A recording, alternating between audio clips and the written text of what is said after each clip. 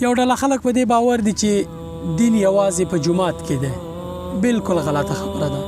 باور وکړئ دغه خلک له دین نه هیڅ معلومات نه لري، ځکه دین د جومات ترڅنګ اصلي په نورو ځایونو کې دی.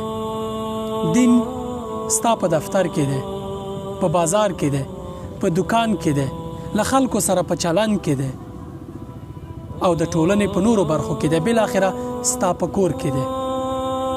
که په دغه ځایونو کې دین پلی نشي، باور وکړئ یوازې د جومات دین تاسې په آخرت کې نشي کامیابولی. د دنیا ژوند ډېر ګران، وخت کم، مسؤلیت ډېر، او د آخرت امتحان ډېر سخت دی. یوازې د جومات دین تاسې په دغه برخه کې نشي بریالی کولی. نو اړ یاست چې په دغه ځایونو کې دین پلی کړئ چې په آخرت کې بریالي شئ. ان الله يحب العمل ان يتقنه. الله تعالی هر هغه عمل خوښوي چې اخلاص پکې وشي، په پاک زړه، په ښه هوډ او په ښه اساسي ډول باندې ترسره شي.